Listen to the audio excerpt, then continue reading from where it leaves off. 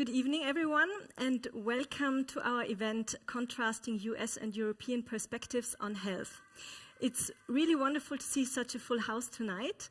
We are very happy to host tonight's event here at Volkshochschule, a space that is really predestined for bringing academic perspectives into conversation with the wider public due to its more than 125 years-long history of non-profit adult education in Austria.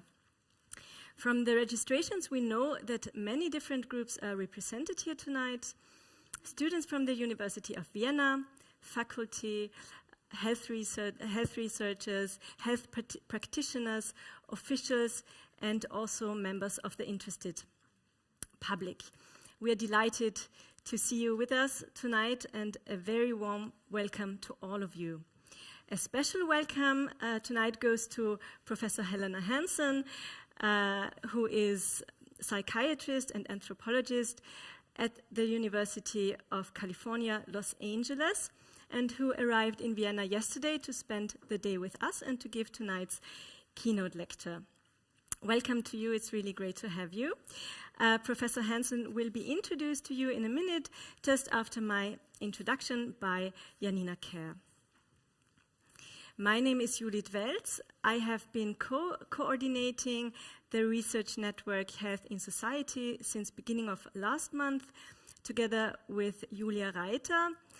The research network hosts tonight's event, and the network was established around a year ago with the aim of connecting researchers from the University of Vienna who are working on health-related issues from different disciplines among each other, with researchers from other research institutions, and also with non-academic stakeholders. We strive for advancing a holistic perspective on health, one that brings together social, political, economic, and biological dimensions, and try to ensure that research findings reach the public, reach society and practitioners where they can have the most impact.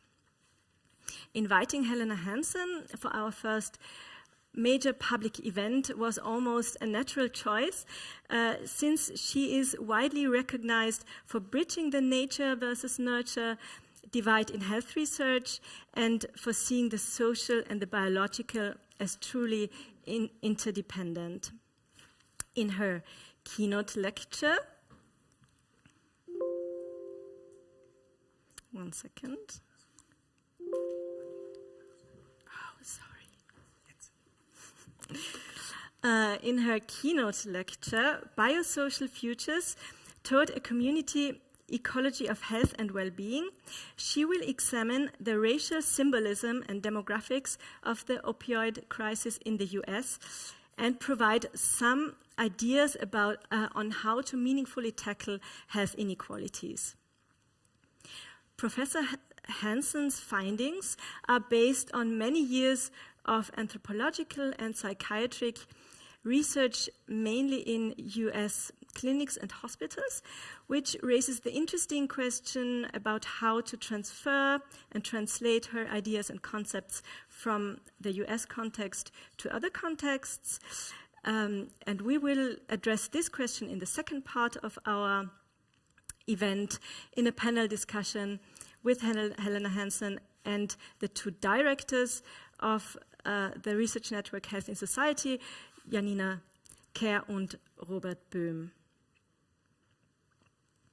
In the last part, we will open the floor for your interesting questions before we will all hopefully go outside and continue the conversation more informally over drinks and snacks, which are provided. And we are inviting all of you to stay and enjoy the time with us. And now I would like to ask Janina Kehr, Professor Kehr, to come up to the floor to introduce Helena Hansen. Janina Kehr is Professor of Medical Anthropology and Global Health. And together with Professor Robert Böhm, she is directing the WHO Collaborative Center for Social and Behavioral Research in Antimicrobial Resistance, and the research network Health in Society at the University of Vienna. Please, Janina.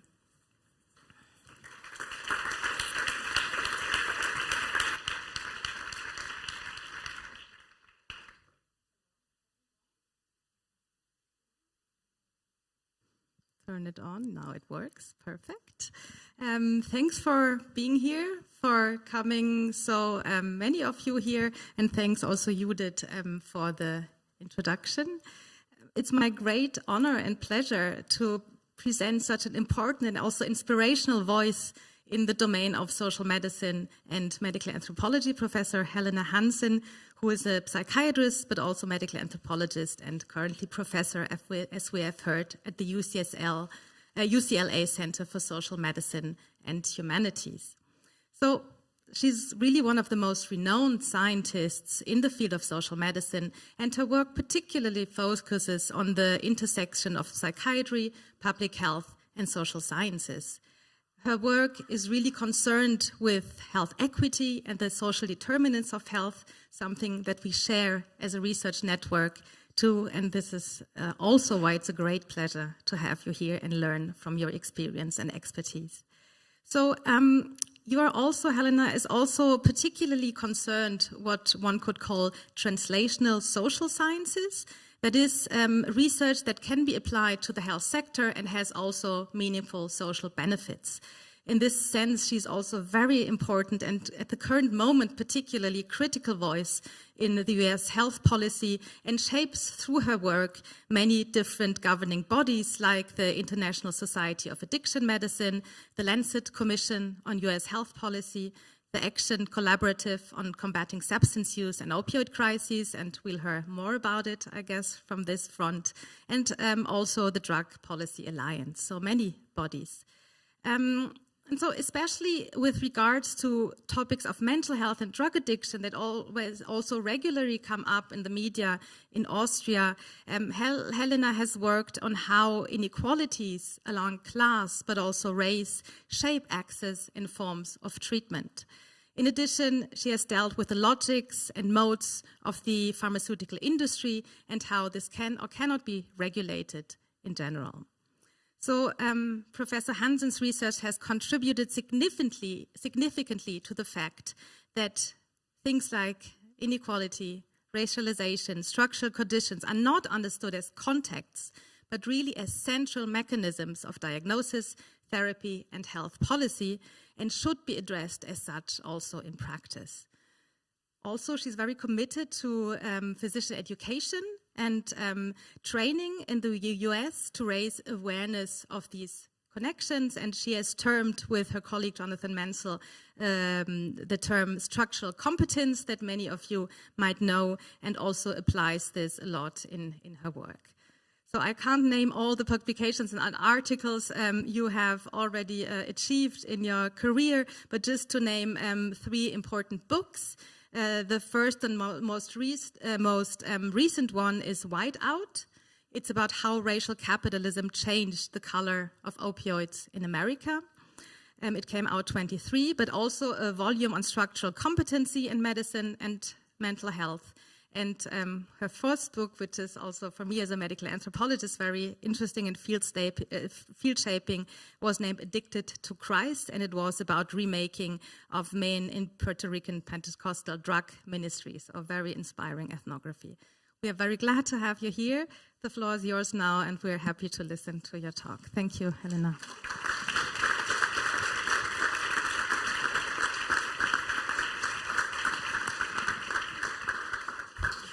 Wow, thank you so much, Janina, Kehr, for such a generous introduction, and also for inviting me here. And thank you to Julia Koragnai. I hope I'm pronouncing your name correctly. But you have given me such a warm welcome and such an education also in Austrian social medicine.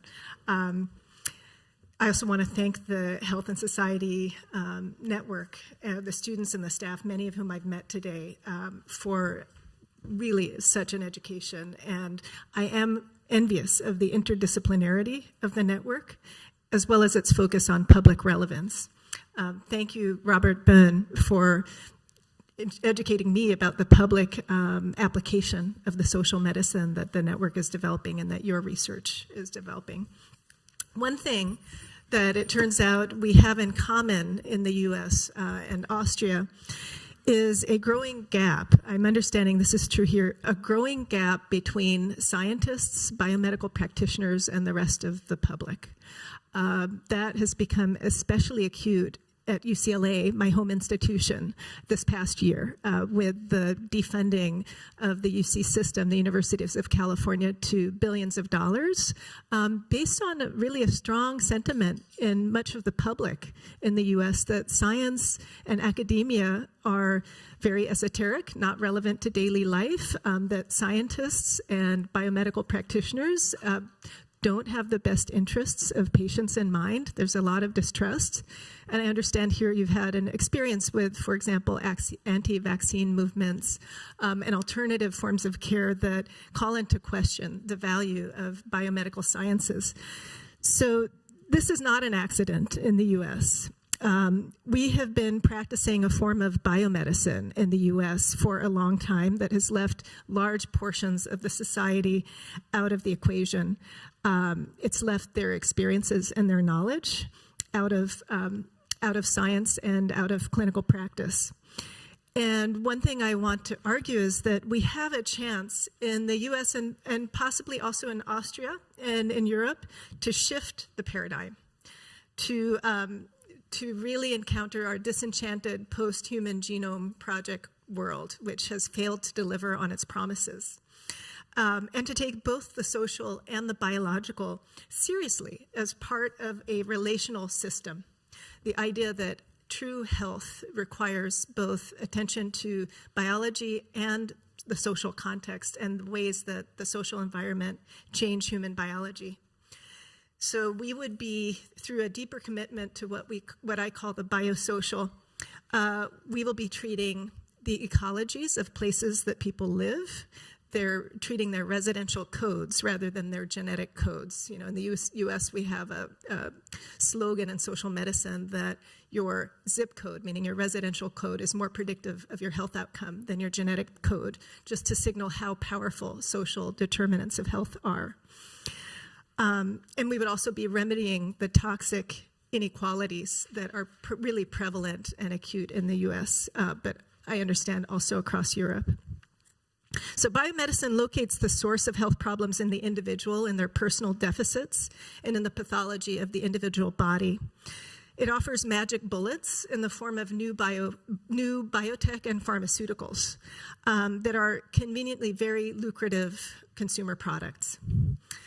And this is in a society, I'm now talking about the US, but this is actually true globally as well, that the single largest economic sector is actually the healthcare industries, pharmaceutical, biotech, health insurance. In our society of private insurance, that would be different here in a country that has a public insurance.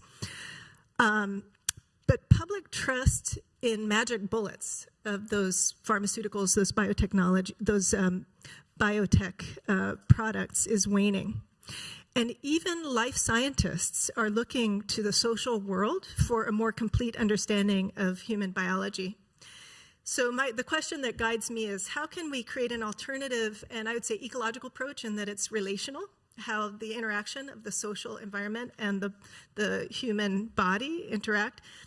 How can we create an alternative approach that shows this interaction and intervenes on that interaction? And I want to say that one theme that you're going to see in the course of my talk is in a society of extreme inequalities, such as the US. One thing that we have seen is a groundswell of community activism and a reinvention on the ground of what healthcare can look like. So that is the silver lining of being in such an acutely unequal society as mine in the US. So I'm going to take a moment to acknowledge 3 women scholars, my heroes or sheroes, if you will, who have had a big impact on my way of thinking about the biosocial. And one thing that describing them really helps to convey is that women and people of color approach science differently. They tend to find the blind spots in mainstream science and biomedicine. And these blind spots are often the social influences, the social and structural influences on biology. Oh, I'm going backwards. Okay, and that was my leading slide. So this is someone that I did my college internship with, and hugely influential, a psychiatrist, Mindy Fullilove, who's now mistaken for a sociologist or an urban planner. So I did, over 20 years ago, I worked as a almost 30 years ago, I worked as a research intern for her, and as a college student. This was at Columbia University, and she was a pioneer in psychology of place, in the mental health impact of displacement. And the displacement that I'm referring to is the wholesale displacement of poor, often Black and brown communities in the U.S., which has a long history. It's a part of federal policy. For example, urban renewal from the 40s to 70s was a practice of clearing land for redevelopment and displacing poor Black and brown people. The example that I worked on with her was in the South Bronx in New York City, a low-income and largely Black and brown area that saw the burn down of 40% of its housing stock between the 70s to 80s. And it turns out that this was the result of urban planners and public policy, city policymakers collaborating with developers to clear the land. They closed firehouses in those neighborhoods, knowing that that would increase the response time to fire. And what that did was it massively displaced poor people who relied on their neighbors for help. So if you have two jobs, you rely on your neighbors to look out for your children, to provide childcare.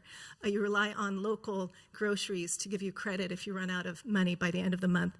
And in these neighborhoods, people were displaced all over the city. They were torn from their social networks of support. And what I helped Mindy Fullilove to track was the massive increase in drug use, including crack cocaine and HIV infection from this displacement. And this was related to a lot of mental health problems. We were able to diagnose a lot of people displaced from their neighborhoods by fire with post-traumatic stress disorder. So Mindy Fullilove now works with urban planners and architects to integrate U.S. cities. We live in a country that had systematically segregated urban spaces by placing, for example, highway overpasses between neighborhoods to keep races and social classes separate. So she's been working with cities like Pittsburgh, Pennsylvania, and Orange, New Jersey to take down those overpasses and replace them with green spaces, parks, and with common small business zones, places where people can gather. And she has been tracking the positive health impact of that. So she is now, she calls herself a doctor of cities, someone who now treats the pathologies of cities rather than individual patients. And my second shero I met when I was training in psychiatry and addiction medicine at Bellevue Hospital at NYU, New York University, Dolores Malaspina. She was our first woman chair of psychiatry at NYU, and by the time she arrived, she was already internationally renowned for her work demonstrating that paternal, rather than maternal, solely maternal age, was a predictor of schizophrenia risk in offspring. So taking the lens off of the responsibility of mothers for pathology, which is a longstanding theme in psychiatry, and putting the lens on fathers. But she had also demonstrated that in utero exposure during wartime to violence had also increased the risk of schizophrenia in the offspring later in life. So that was genetic research on mental health conditions, epigenetics really referring to the environmental influences on protein expression rather than the genetic code as determining health outcomes. So it was with her that I really began to appreciate epigenetics, the microbiome, neuroplasticity as life science fields that were really trying to take on social environment and understand how social environment interacted with human biology. And it was because of her that I was able to co-found with her and with the medical sociologist of race, Dorothy Roberts, a group of social scientists and life scientists called Symbiosis, a biosocial research network, to try to develop methods and really delve into that interface of social environment and biology. This is a picture from our website. And then lastly, Sandra Harding, you may have heard of. She was at UCLA until her recent death. She coined the term standpoint theory. It was a feminist science studies theory which pointed out that scientific knowledge is the product of the worldview of people who are creating it. So despite European Enlightenment ideas about the universality of truth through science and the possibility of objective culture-free scientific findings, it's clear that scientists bring their own personal histories and their lens on the world when they do their work, and that socially marginalized people, including women and people of color, ask questions and have insights that would never have occurred to their white male counterparts. And really the sum of this is that scientific rigor, she argues, is strengthened. It's weakened by monocultures of scientists and strengthened by diversity of scientists. So I'm going to use that as a springboard of a personal narrative. I grew up in Oakland, California in the 70s to 80s. And I was raised in Oakland by my grandparents and my single mother. So this is my Sweet 16 party. And my grandmother's in the front. My grandfather is directly behind her. And you'll see 2 out of my 4 uncles, along with my brother. The point is that of 4 uncles, by the time I went to college, 3 of them were dead. And they had been circling through the mental health, addiction, and addiction treatment systems, as well as jail and prison. I grew up with deinstitutionalization surrounding me, the mass closure of state mental hospitals in the state under then Governor Reagan without community care at the other end. And I saw the impact on my uncles who struggled with mental health and addiction problems. So coming home from school to my grandparents' house, I didn't know if I'd encounter an ambulance or a police car looking for one of my uncles. And I had this explained to me over the kitchen table by my mother, who was a social worker at the time, and who gave me a structural analysis of the positioning of my uncles as Black men at a time of heightened racial tensions and massive law enforcement at a time also that the mental health care system was being disinvested. So here I have a picture of my Uncle Bubsy, who was especially close to me, who taught me how to drive and taught me about Abraham Maslow's hierarchies of need. So I would say that he was the beginning of my career in mental health. By the time I reached college in the 80s, so my brother my Uncle Bubsy had died in one of the last remaining hospital beds in Sonoma County outside of Oakland. And by the time I reached college, this was in the 1980s, this was the height of the AIDS pandemic. I was inspired by the AIDS activists that had collaborated, had built collaborations among people with HIV, living with HIV, and clinical practitioners and biomedical researchers at a time when the government was really turning a blind eye to the problem of HIV and not investing in research and care. So I was inspired by the progress that they made. This is an image from ACT UP, one of the major AIDS activist organizations at the time. But I got to see really up close how this collaboration of people who are directly affected and in marginalized communities with clinical practitioners and researchers reinvented research and healthcare in the country. So these activists got Ryan White Care Act passed in the country, infusing communities with significant federal funding for HIV care. And they got a requirement that the community councils that decided how the money would be spent for HIV care would have members that were HIV positive themselves and from directly affected communities. This had a huge impact on what healthcare looked like, what was considered healthcare. For example, housing as healthcare was invented, at least in the US in that moment, with HIV funding going to secure housing. Because unstable housing was such a big predictor of poor outcomes. They also invented buddy systems, now known as peer navigators, meaning people with lived experience helping newly diagnosed people navigate the healthcare system. So it was seeing this and seeing how research also was reinvented with HIV positive people sitting at the table at the National Institute of Health setting scientific priorities. This is what inspired me to do an MD PhD in cultural anthropology, to really look at how social activism could change the healthcare system. And whoops, I will fast forward to structural competency, which was mentioned in my introduction. One of the first things that I did in launching my career in social science and medicine was to seek out colleagues that were as interested as I am and was in importing the theories and the techniques of social science into medicine.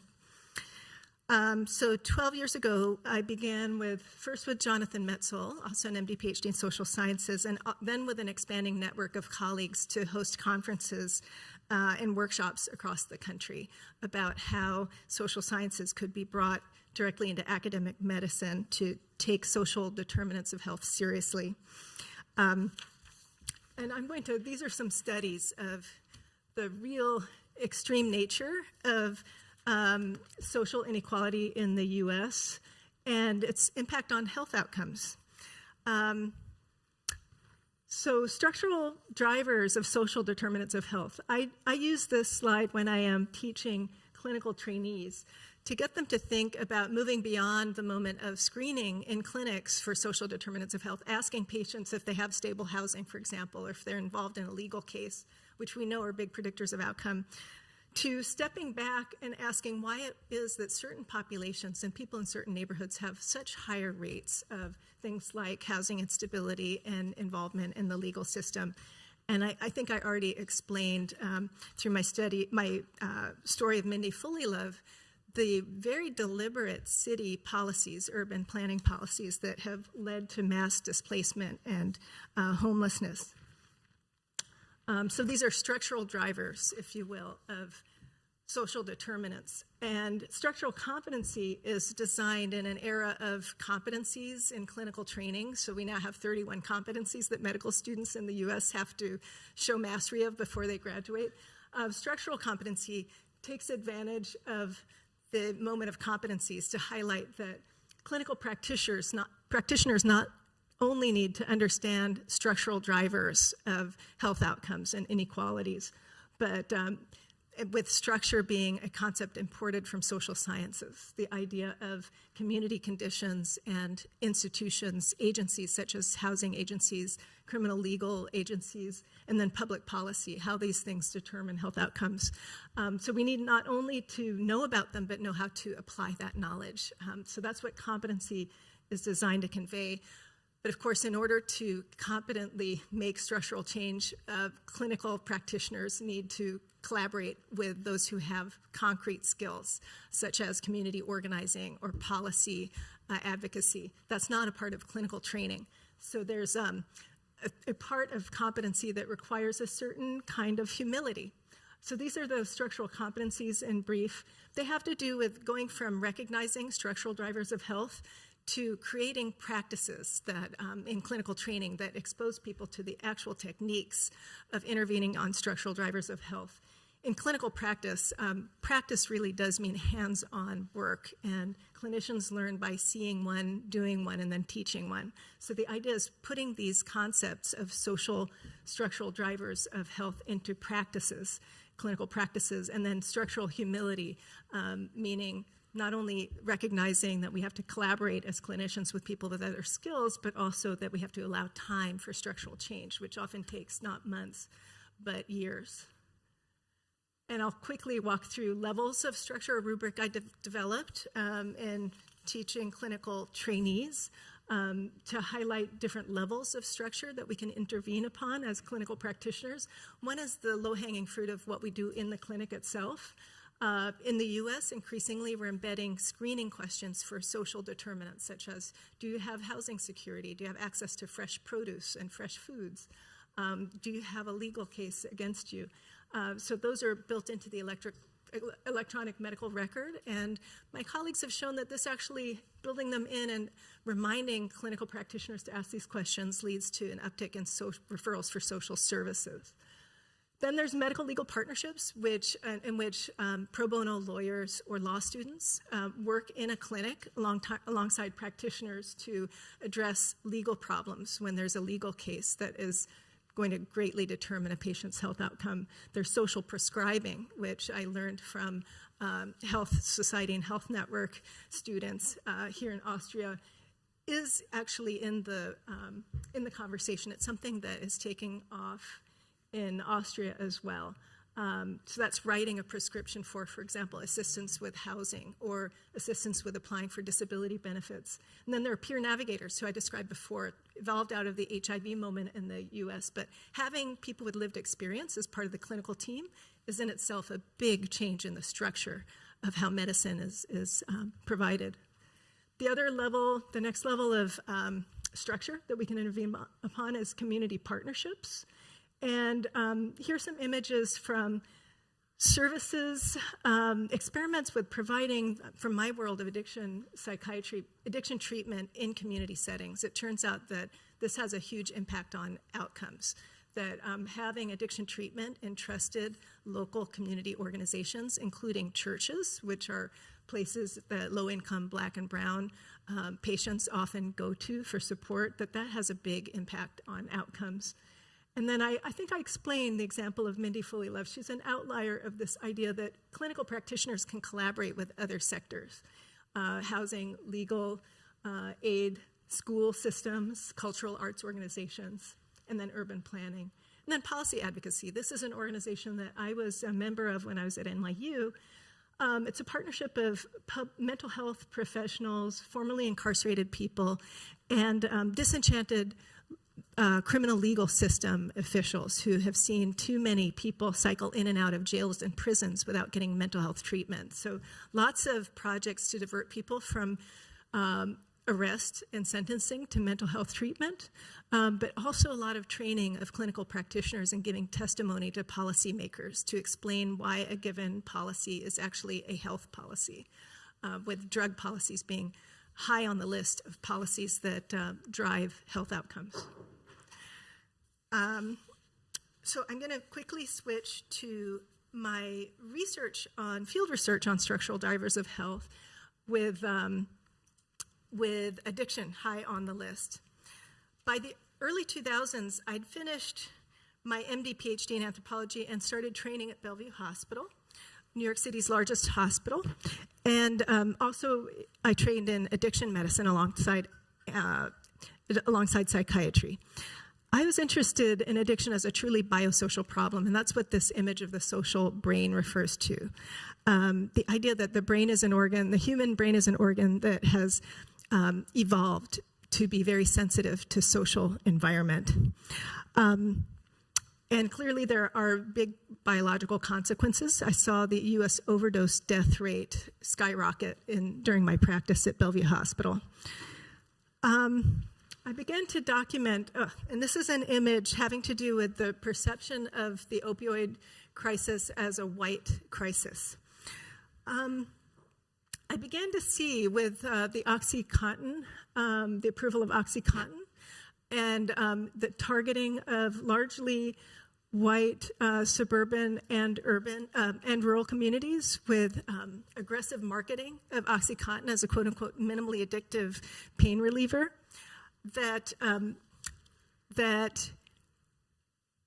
the perception of a white opioid crisis in the U.S. led to a policy innovation, 2 tiers of approaches to addiction in the U.S. A medical tier, which was really inaugurated by the development of buprenorphine, otherwise known as Suboxone, which is an opioid for office-based private office treatment for opioid use disorder on one hand, and incarceration, criminalizing drug policies as the other tier. And these were very sharply divided by class. So the story that I uncovered was a story of strategies for making profit off of racial stereotypes. such as the idea that white Americans are less vulnerable to addiction than people of color, and therefore don't need the same level of drug regulation.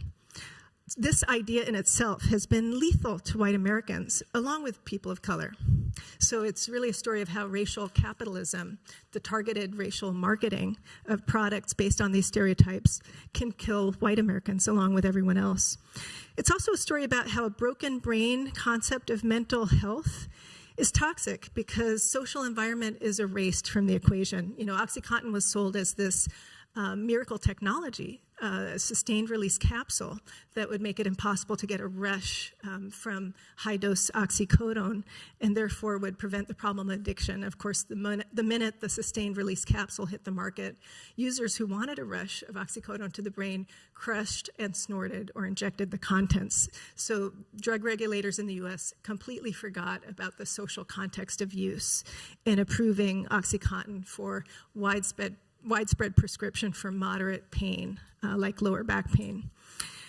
And in our society, blind faith and magic bullets have driven our economy and led to many cycles of quick fixes that have gone wrong.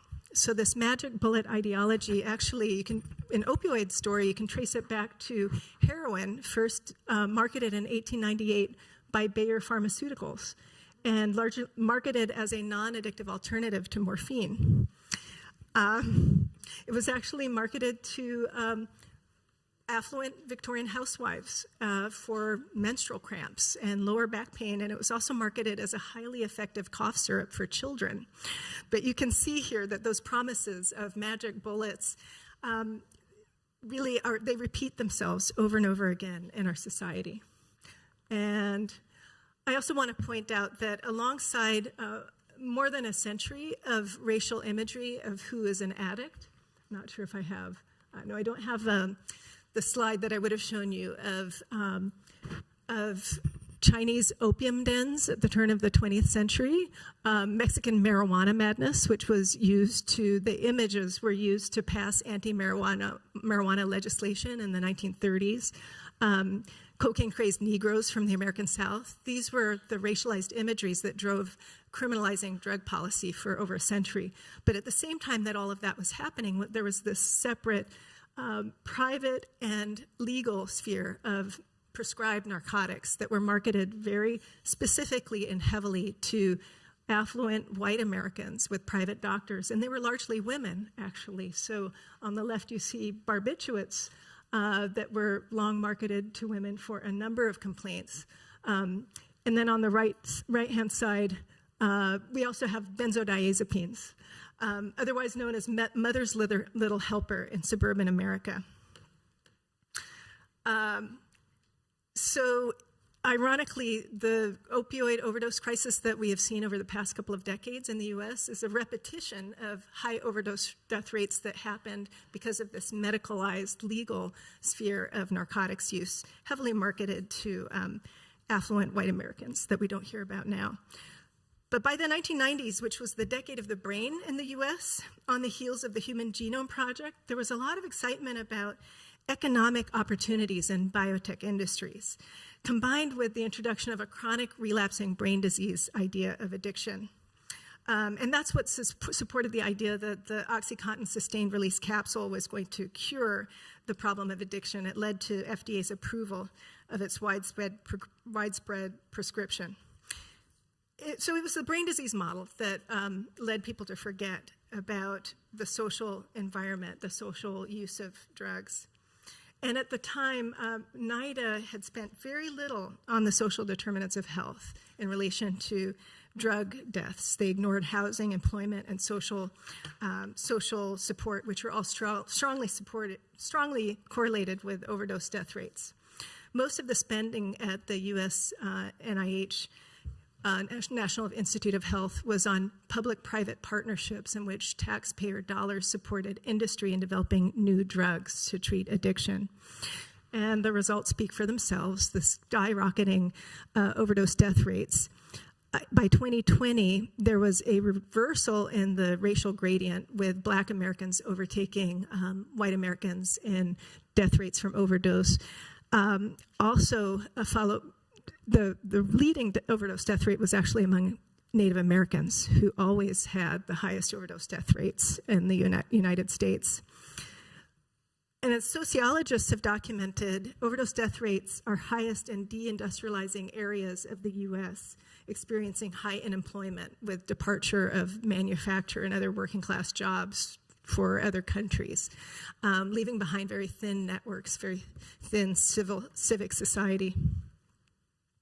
So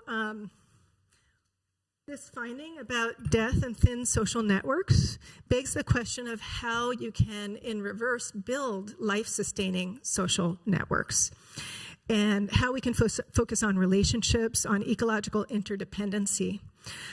And understanding how these relationships shape biology, human biology, is at the basis of what I call biosocial research.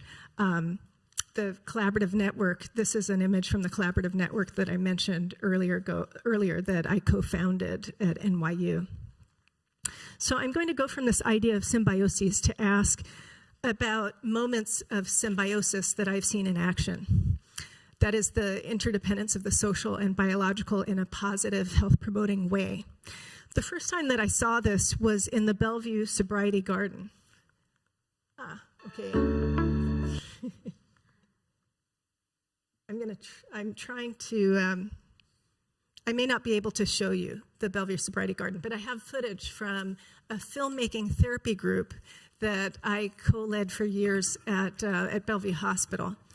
And it's an example of how social connection, as well as rewriting one's narrative, one's personal story, can be very therapeutic. Let me take one more crack. This is another video. Okay. What I wanted to show you was footage from the Bellevue Sobriety Garden, which was a really transformative. There we are. Okay.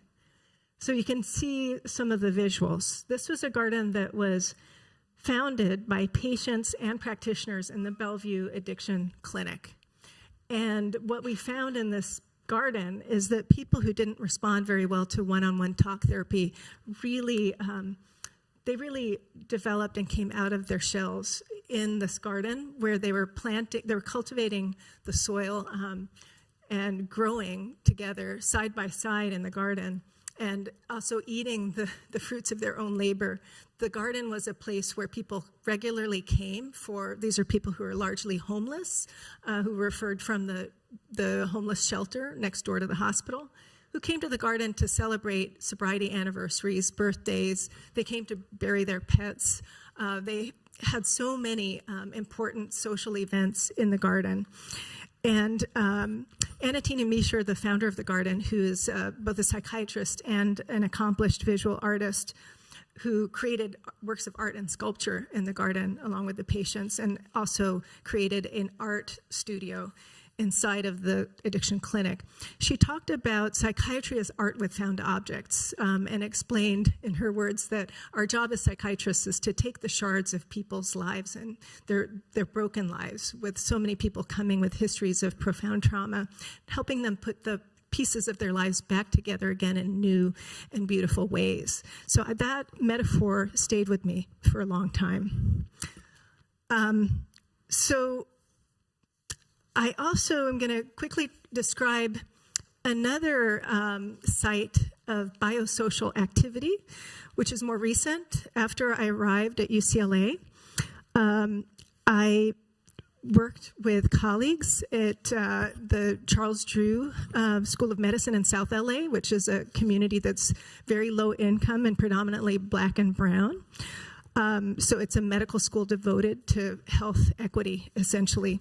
So I and psychiatric and neuroscience researchers at UCLA collaborated with Charles Drew University and their community partners on something that we call the Dana Neuroscience and Society Center. We got a large grant from the Dana Foundation to create a community participatory neuroscience using human-centered design techniques. That is, neuroscientists working side by side with South LA community members to identify neuroscientific studies that are of use and of interest to South LA community members. And this is a community that has largely been left out of neuroscience and biomedical science.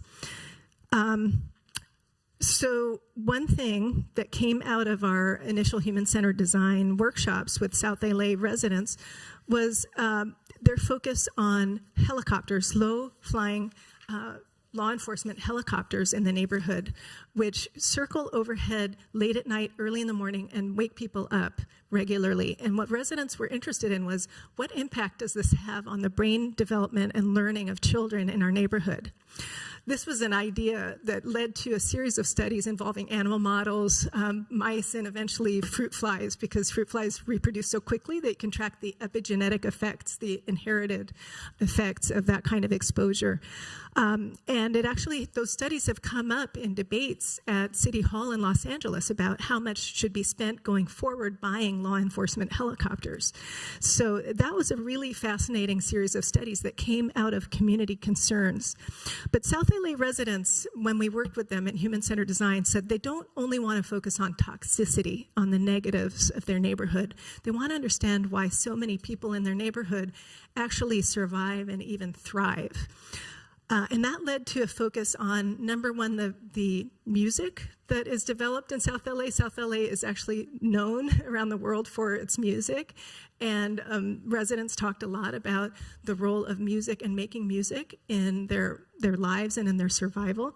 But it also led to a focus on the community gardening movement that is quite strong in Los Angeles, which is the urban space in the US that has the least green space, the least canopy cover. It's also a food desert, so it's really hard to get produce in South LA. As a result, community members have taken things into their own hands and begun creating community gardens, including a pioneer of the movement, Dr. Sheridan Ross, who grew up in South LA in the 50s, but was sent to his grandparents' farm in Alabama in the summers, so got skilled in how to grow and how to harvest. He started the Compton Community Garden, which grew into a network of gardens across South LA, and also inspired the LA Unified School District to create gardens on each of their campuses. I'm going to, let's see, there we are. So this is a 1-minute short from our Neuroscience and Society Center, and you'll see a glimpse of Sheridan Ross in the Compton Community Garden.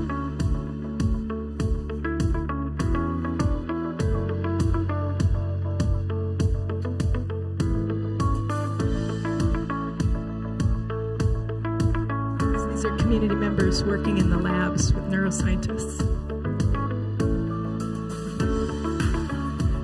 We're a multidisciplinary group of Sheridan people, Ross, including community members who are collaborating with us in research and academia, who want to reimagine neuroscience. What would it look like if we actually deliberately started with the concerns of communities that historically haven't been well served by neuroscience? Could we develop a method for doing this differently? So you got a glimpse of the Compton Community Garden, where young people in South LA learn biology, chemistry, cooking and carpentry, and engineering by building gardens and irrigation systems. They learn how to prepare fresh food. This is a generation of young people that have eaten fast food, who don't know what to do with produce. And one thing that was so inspiring about the community gardens is that they're intergenerational. In South LA, the elder population often come from agricultural communities in Latin America and in the south of the US. So they're transferring that knowledge about how to grow food and treat the land to young people. I see I'm well over time, so I'm just going to quickly describe one other project. That's Project Reconnect, Ecological Medicine Initiative at UCLA. And community gardening is definitely an ecological medicine technique that we are studying and promoting. There are other techniques such as forest bathing and structured contact with nature, animal therapy. So there are many different types of ecological medicine in our definition, but I wanted to hold that up as another element of practice that is informed by the social. And lastly, this is the ruins from the wildfires in Los Angeles exactly a year ago. You might have read in the papers, it was the largest urban wildfire in recent history in the US.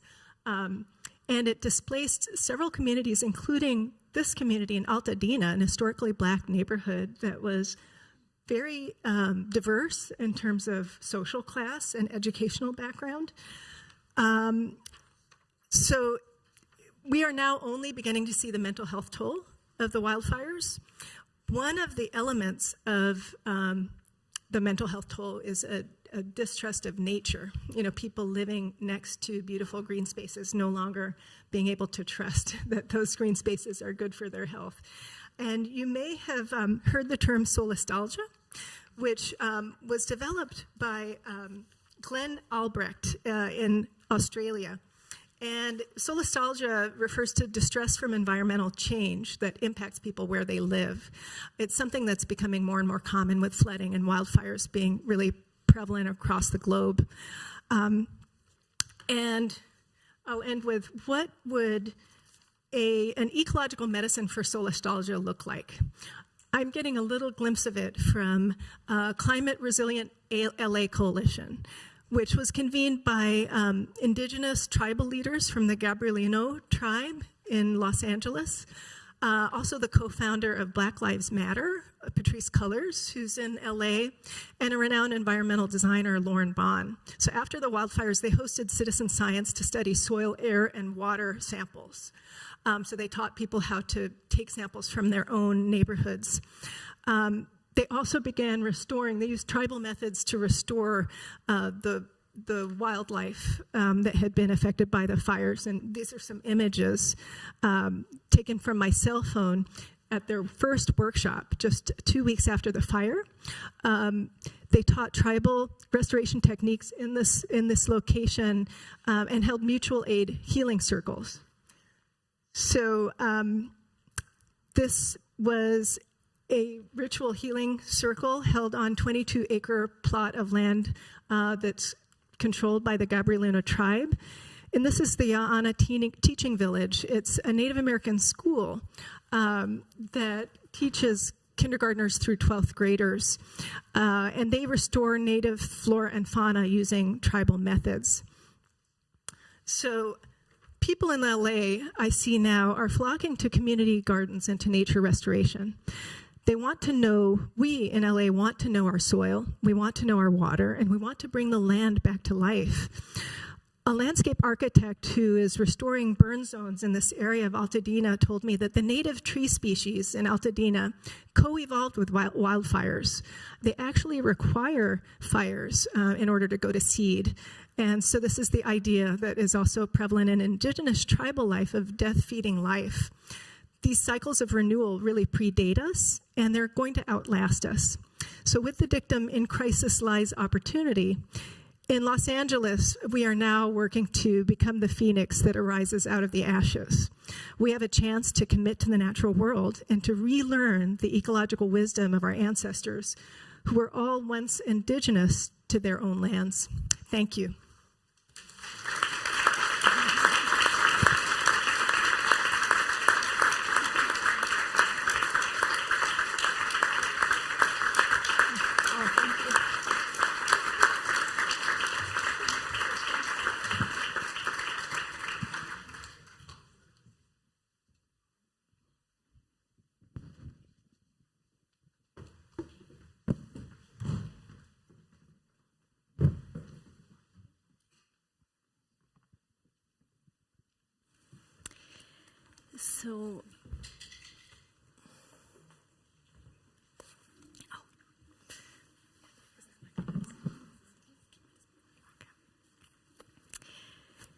So, thank you very much, Helena, for your fascinating talk. You raised so many important points from the relevance of a researcher's standpoint to your very convincing race-critical analysis of the opioid crisis in the US. To the impact that arts and gardening can have on healing processes. Thanks a lot for the richness of your talk and also for how vividly you brought your topics to life through powerful images, videos, and also narratives that I believe will stick with us for a very long time. Thanks for that. Let's now turn to the European perspective for a moment. Robert, you haven't spoken yet, so I would like to start with you.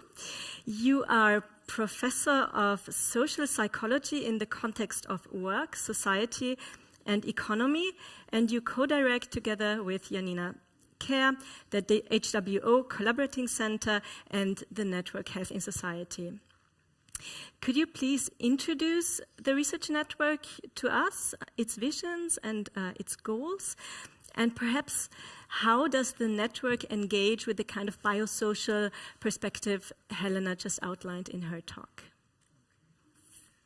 Yeah, welcome everyone. First of all, also from my side, it's an honor to have you particularly, but also all you here. To stay maybe in a narrative, I think, like what Helena presented, you have to see this is a very unique perspective.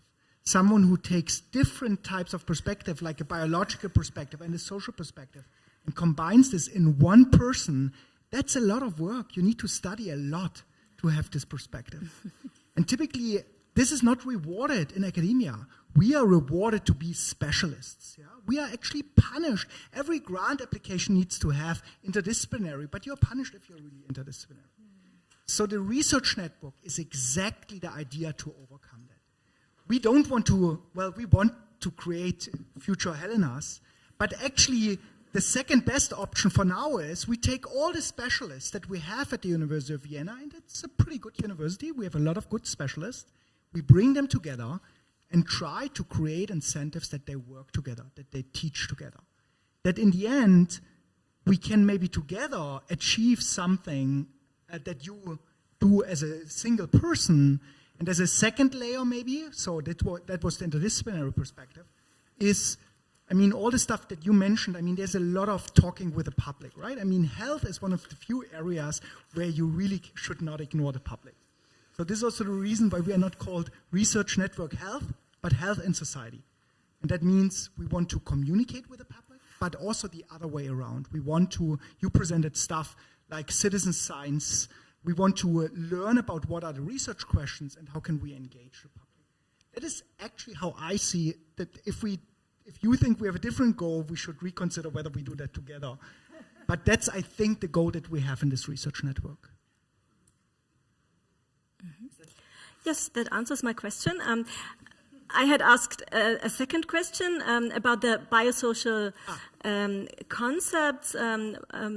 Is there any research project going on at the moment or a research direction where you would say this engages with the ideas that Helena proposes? Yes, there is. So if I just pick one thing that we do at the research network at the moment, so I mean, there are some people who work at the University of Vienna here, and you know that sometimes you are asked about your health, like work-related health, right? How do you feel? We know this relates to stress and other things, and there are these boring surveys, yeah? So we now take the surveys in our hand, yeah? So we are currently creating with the perspective from scientists who are medical officers, so people who have idea about the biological, also predictors and determinants of health and experience of health at work, but also the many social aspects related to it. And what we want to do is we do a survey. We want to understand what are the predictors, but we do not want to have this one-sided. But we also want to actively ask the staff members of all the members, people who work at the University of Vienna, what could be interventions. Yeah, so we want to make this participatory. Yeah, starting with a quantitative survey, already asking for input, and then also going further with focus groups to develop for the University of Vienna new interventions that could help to increase the health of our staff members at the university. That is a project we are currently preparing, and it's very interdisciplinary because it has all the hardcore biological, natural science insights, as well as a lot of social science insights and methods that we are using. Okay, I think this gives us a good understanding of the network work, what it is, what it wants, and now also of one concrete project. Janina, now I would like to turn to you. Let me introduce my question with a short story. Last week while I was preparing for this evening, a news item popped up on my computer about Pfizer recalling painkillers from European markets containing highly addictive opioids. When I tried to learn more, I ended up on the Federal Government Commissioner for Addiction and Drug Issues in Germany, and on their data portal there was this picture showing the hands of a person of color preparing drugs for injection in a spoon. So it struck me that in Europe we are not at all far from problematic pharmaceutical practices on the one hand, and also racist and racializing imagery and narratives about drug use and drug users. So my question would be, if you were to speculate, could a crisis comparable in scale and racializing dynamics to the opioid epidemic in the US emerge in Europe or perhaps even in Austria? That is a difficult question for which I truly have to speculate. But I would answer the question with no, in the sense of scale. I don't think this scale would be possible in Europe for several reasons. So first, we don't have anymore, as of my knowledge, direct-to-consumer marketing for prescription drugs, which is a big sort of safeguard. We also have really strictly controlled reimbursement mechanisms, but also mechanisms like the FDA in the Food and Drug Administration in the US. We have this on the European level, but also on the national levels. So there are certain safeguards, regulatory safeguards, I think, which have as a consequence that it's not that easy to directly market dangerous drugs, which does not mean that they are not used or that they are not prescribed. And we do see concern with more drug addiction, drug overdose, also in Austria. But there's also the problem of data. So the question also of racialized practices and also consumption we cannot really answer on a quantitative level because there's no ethnic or racial census here. So there is works, small-scale works or small-scale surveys on discrimination, of experiences of discrimination, but it's very difficult to answer this question on the level of scale. Mm-hmm. And also I think the question of the sort of color line question in Austria is very different. Of course we have structural racism, we have anti-Muslim racism, we have anti-black racism, but there's also other forms of discrimination and racism which doesn't show along the color line. So we are here situated at the intersection of East and West, so there's a lot of also East-West dynamics that come from a certain empire that has to be acknowledged for very differently. So there's similar, I think, concerns and questions, but also we do have safeguards also with a welfare state and a functioning healthcare system. We have paid sick leave, for example, which would make this kind of scale, I think, for now, hopefully not imaginable. Mm-hmm. Okay, yes, of course, please. Okay, so thank you. I think you're so right about that, and I would take the U.S. opioid crisis as a cautionary tale, because something that you have here in Austria is a robust public healthcare system, right? And also protections when it comes to regulation of drugs. One comparator when it comes to buprenorphine as a treatment for addiction, for opioid use disorder, that in the US we often refer to as France, because my colleagues in addiction medicine point to France as a place that had spectacular results in preventing overdose by widespread prescribing of buprenorphine to people with opioid use disorder.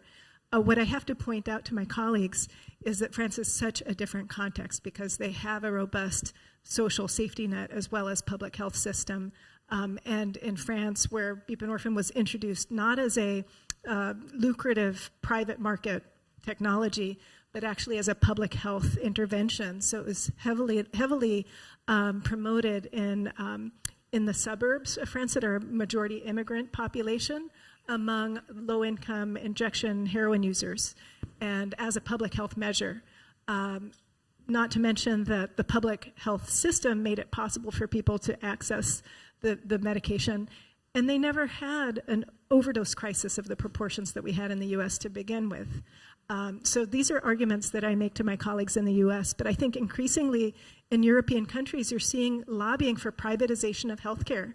You're seeing lobbying for deregulation of products like pharmaceuticals. So I'd say take a cautionary note from our country as to what that can do. I don't think that European countries are immune to these movements. Oh, thank you, I totally agree.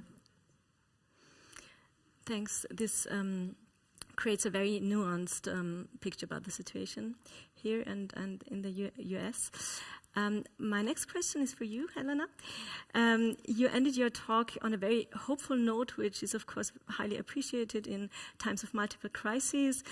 At the same time, we are hearing quite alarming news from the US, only to mention the withdrawal from the WHO, more than controversial statements about vaccines and medication during pregnancy, the late outbreak of measles.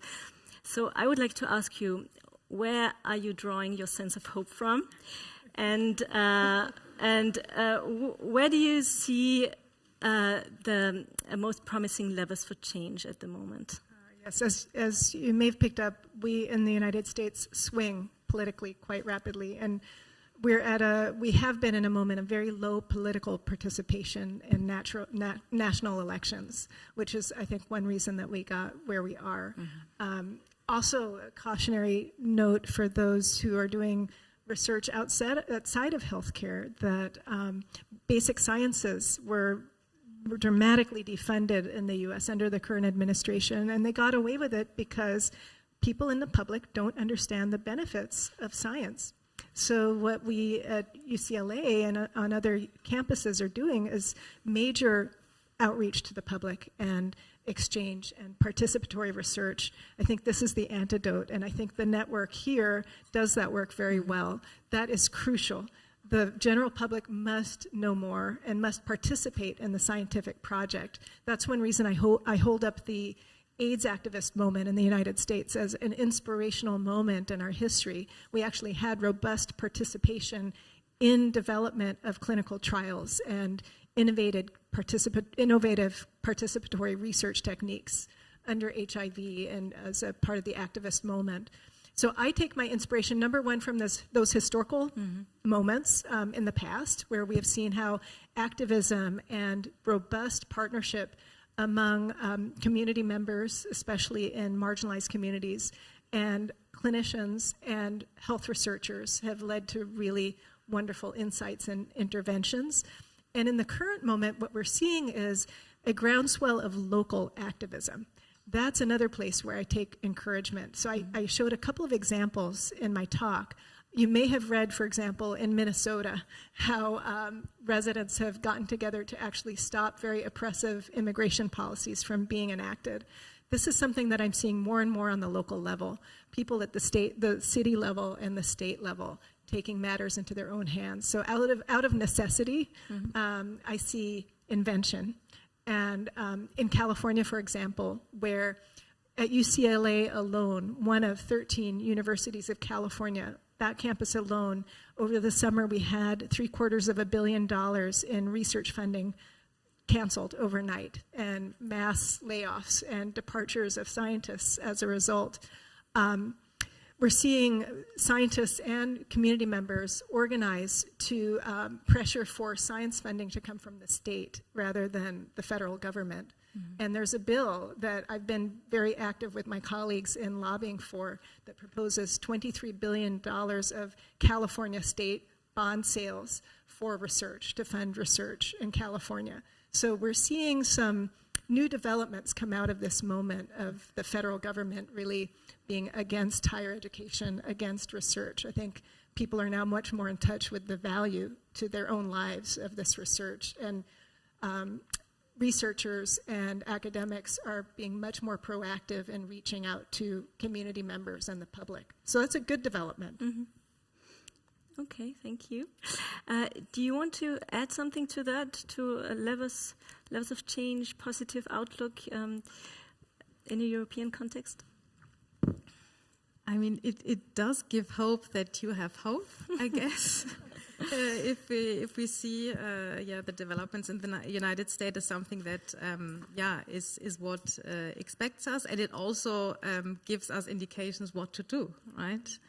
So how to also support and work with small-scale projects in the immediate environments, but also at all levels, you know. So I think this is a very important outcome also for here, particularly in an urban space where you have lots of different communities together. So to really, work together with different communities, also support with our resources and knowledges that we do still have and hopefully will keep at the University of Vienna to support projects, knowledge exchange, and build this kind of trust that we will need maybe for the future in us as scientists, but also as parts of the communities and the city and the world we're part of. Yeah. Right. I know from your research, Janina, that you've documented the mutual aid that's come out of austerity measures and cutbacks in traditional biomedicine. And even though we don't want these things to develop out of shortages and out of premature deaths, it is encouraging to see the power of mutual aid and people organizing at the local level. That's something that we can certainly learn from moving forward. And also, I think, make visible that it exists. And not only, I mean, as much as I love all your big data and surveys and statistics, it's also important to make these small-scale projects, I think, visible. It's really complementary. We need both. As much as you support BioSocial, we also need both sort of methods and both sort of scales. And this is also what we try to do at our network, that there's a space and a place and a relevance for both. Yeah. Thanks a lot. Ask something? I want to ask something. Of course. I was once in a similar discussion. I was asked afterwards, it was also about funding and do we need these really expensive university research? And then someone said, well, why do we need that? Let the companies, particularly in health, right? You can earn a lot of money with health, right? Why do we need health at universities, right? Companies are more agile, they're faster, they're more innovative. So that was the question, right? So I mean, don't mix up my own opinion with what I was asked. And it was still hard for me to give a really good answer. What would you advise me for the next time if I'm asked such a silly question? So this was a question asked here in Austria? In Germany. In Germany, okay. But in Europe. So this is the leading edge of what I was mentioning, the movement to privatize healthcare and health research. So look at what has happened to us in the U.S. with wholesale privatization of healthcare. The profit motive overtakes every other motive. What that means is that in our healthcare system, for example, the idea that privatizing healthcare through health maintenance organizations, that we would take advantage of the efficiency of the private sector. What's happened is that the money that has been generated by these companies is not invested in healthcare. As little of it as possible is invested in healthcare. That is the objective of the leadership. What the objective is to maximize the earnings of the shareholders, to maximize the salaries of the CEOs. This prevails over every other motive. So when you put a healthcare system or a university in the hands of private companies, you are inviting it to be driven by that value system and that hierarchy. And we see the results in our own country. Universities, too. What we're seeing is with the defunding of higher education that has happened over many years, companies are much more prominent in funding studies in universities. That means that not only are the scientists not able to ask the questions that are dictated by societal needs, they're asking questions that are dictated by the profit possibilities of the companies sponsoring their studies, but they no longer have control either of their products. They hand over the rights and the privileges to the company, which then it's then their proprietary information. So that is the danger of privatizing both higher education, research, and healthcare, that the motives and the value system underlying them really revolve around profit. They don't revolve around societal benefit. And it may be inefficient in many ways, But there are good things about inefficiency, in a sense, when you have an open field for ideas to be in conversation with each other. That's not always efficient, but it's often necessary to advance knowledge. And then private companies dive in at the very end of that process and profit from innovations that could only have come out of a free exchange of ideas. It would have been inhibited by a commercial market environment. Thank you. Yeah, I'm glad you brought that question up. It's a really important topic to discuss, and thanks for your answer. Now, I think it's a good moment for opening up the floor to the audience. Please, if you want to contribute, raise your hand. We have someone who has a microphone.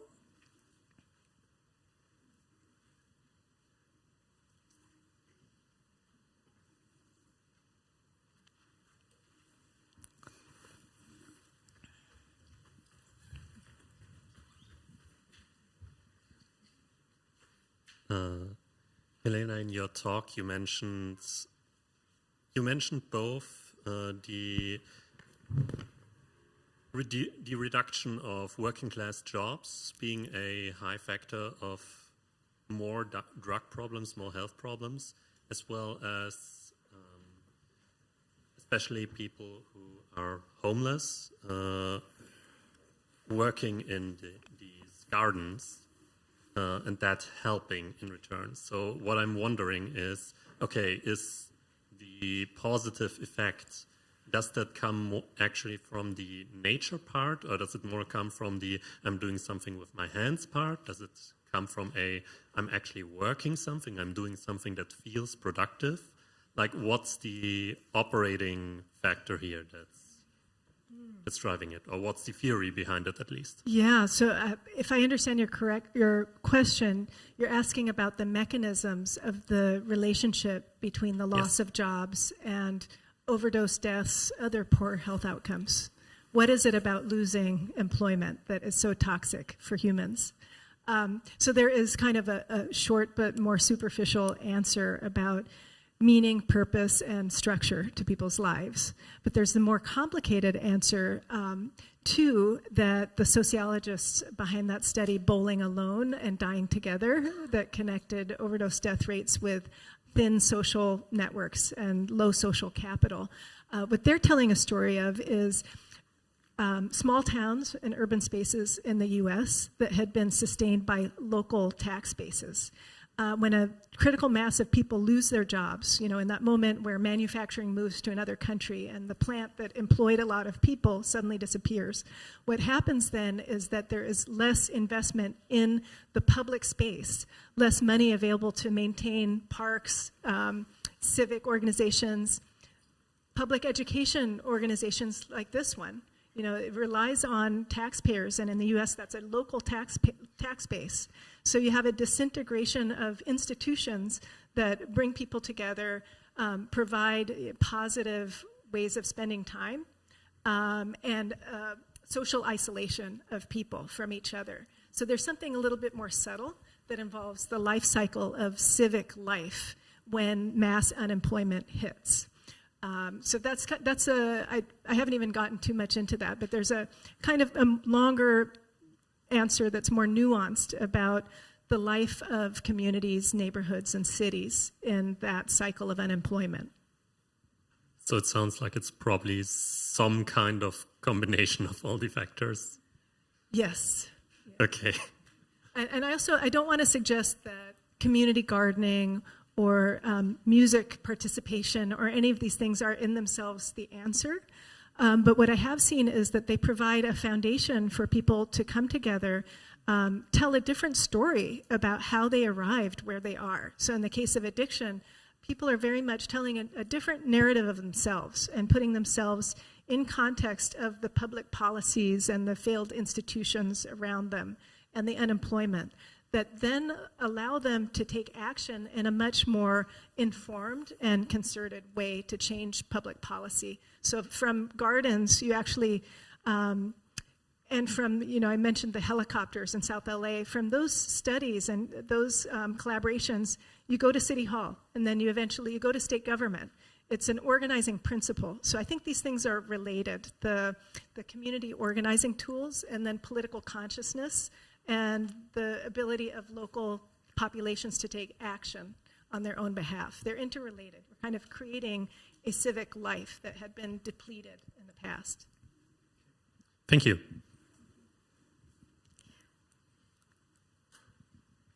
Thanks. Thank you for the wonderful talk. It was really insightful. I hope I understood it correctly. I just wanted to ask if you could elaborate on that. I think you mentioned briefly film-based workshops and rewriting the narrative together with patients. I wonder if you could say a few words about that, how that works. Oh, yes. So that was the Bellevue Hospital Filmmaking Therapy Group, which got me, I had never thought about filmmaking, but participating in that group, as I did, I saw that it worked on so many levels. It was founded by a former patient in the addiction clinic at Bellevue who was a filmmaker and an arts therapist. So the two of them came up with a way to teach patients who are there for addiction treatment how to make film. And it involves bringing people together, developing the film from the beginning to the end, meaning storyboarding together, writing a script, coming up with roles and costumes, and having people take different roles, lighting, camera work, sound, acting. So they come together collaboratively to create the product. And in the process, they are definitely rewriting their stories and, imagining an alternative reality. In the end, they produced films that were screened in the hospital and beyond. They actually brought their film to mental health film festivals and addiction film festivals, and were able to use the film to create a broader network of collaborators. So it worked on so many different levels as a therapeutic agent for building relationships and changing people's self-image from being an addict, quote unquote, to being a filmmaker. People in the group and also in the art studio that was in the addiction clinic ended up introducing themselves in public as artists, as filmmakers. That was a fundamental shift in their idea of themselves.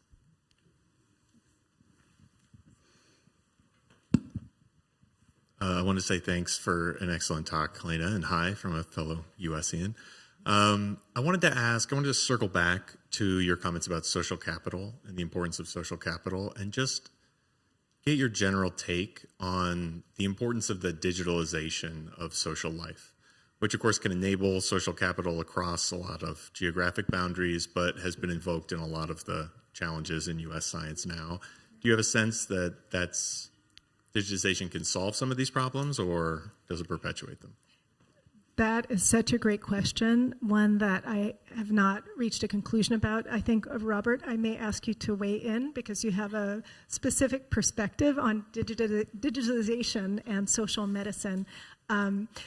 We are in an era now where social media, for example, in the US is being blamed for a lot of the social disconnection that is connected to not only overdose death rates, but suicides. We have a suicide epidemic among young people in the States.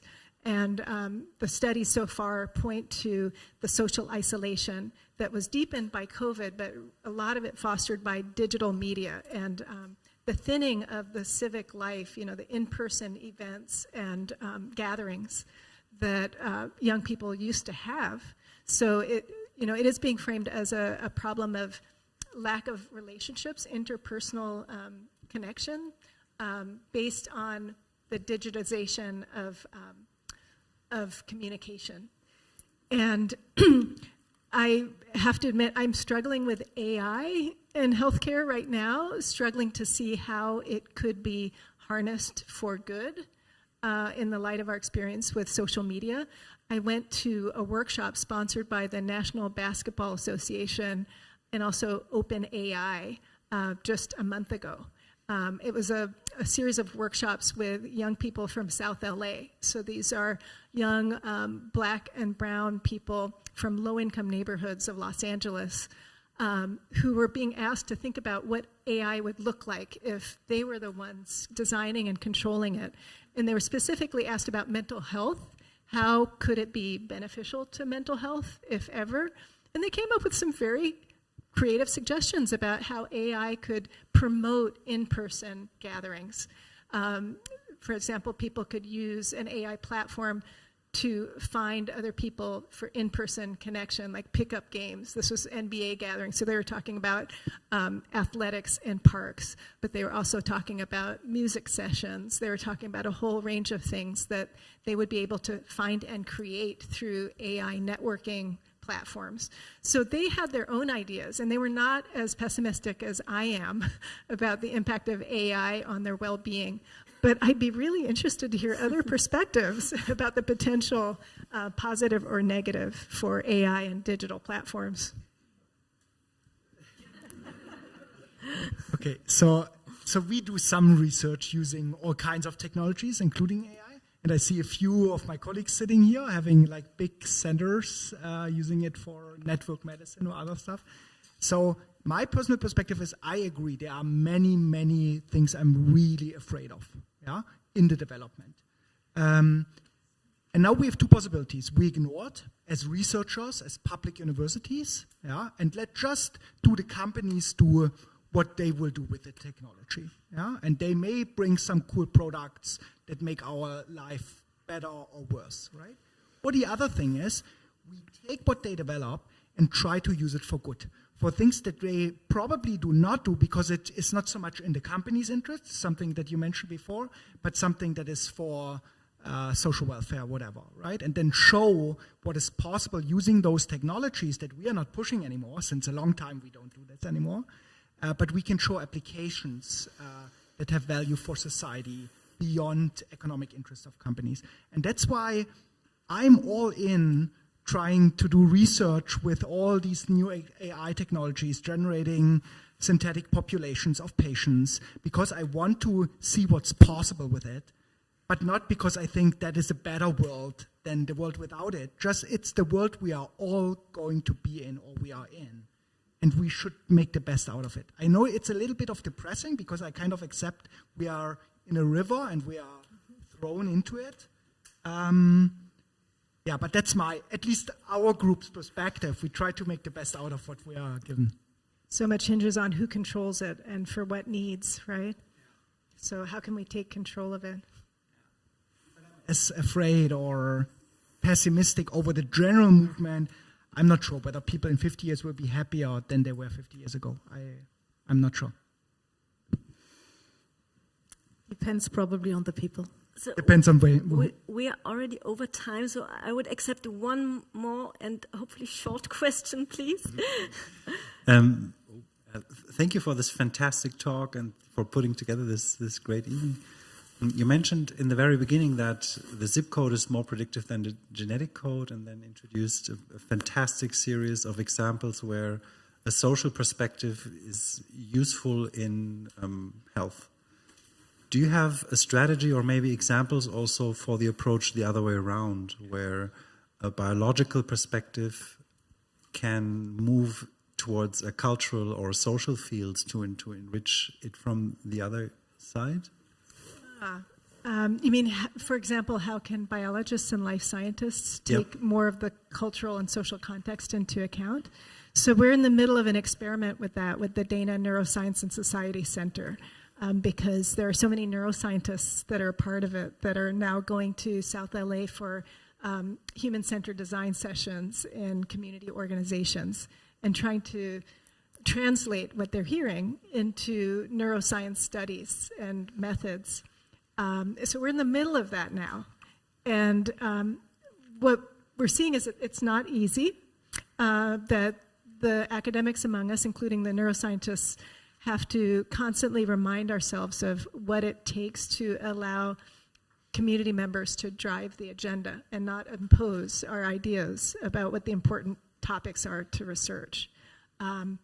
So just this morning, I was texting with my colleagues about the need to not make decisions without going to our community partners and talking them through, because we in the sciences are so used to being the authorities. So community participatory research is not new, and it's quite common, I think, now in public health research, for example. It's becoming more common in clinical research. So it's more common, at least in the US, to see community members participate in designing studies about treatments. And the HIV activist moment that I described was one of those moments where people who are directly affected by HIV were at the table designing studies. That was one of the big innovations of AIDS activism, was to bring scientists together with people with HIV to design studies and rework how science was done. But I would say that life scientists, such as neuroscientists, don't have a framework for community participation. And I give a lot of credit to my neuroscience colleagues that have taken a leap of faith and invested a lot of time, energy, and patience in the process. It's a long-term investment. It's about relationship building and trust building. And I'd say that the helicopter study that I mentioned of the impact of low-flying, low-altitude helicopters late at night on brain development, that's an encouraging example of how their research can have a policy impact, because it led city officials to rethink spending their tax money, their tax base, on new helicopters. We need many more of those encouragements in order to keep scientists engaged with the process of community participation. It's not easy. Thanks a lot. I have to close the session now, but you're all invited to continue the conversation informally outside. Snacks and drinks are waiting for you. Thanks, Helena, again for your very impressive talk, and thanks to the panelists and also the audience for this very engaging discussion. Let me just mention one more thing. This event today was the opening event of the lecture series that the Research Network Health in Society is organizing this semester. It will continue every Tuesday at 4:45 p.m. at the University of Vienna. It's open to the public and free of charge, of course. And each week, 2 members of the Research Network will come, present their research, discuss it among each other and also with the audience. We have a broad range of topics, from planetary health to vaccination, AI in sports, sleep and fatigue, and many, many more. You can find all the information on the blue and pink posters, which are pasted all over the venue, and also on the from the flyers on your seats. And the lecture series will be closed with another panel discussion, and that time on austerity measures, class-based medicine and social polarization, Gesundheitspolitik im Widerstreit, Sparmaßnahmen, Klassenmedizin und gesellschaftliche Polarisierung, in German, on June 23rd at WUK. Thank you all for coming.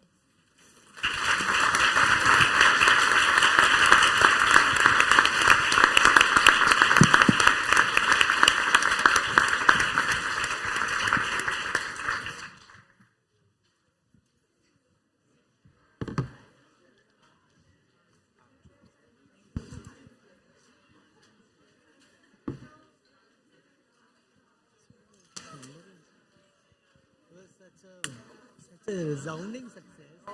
So good.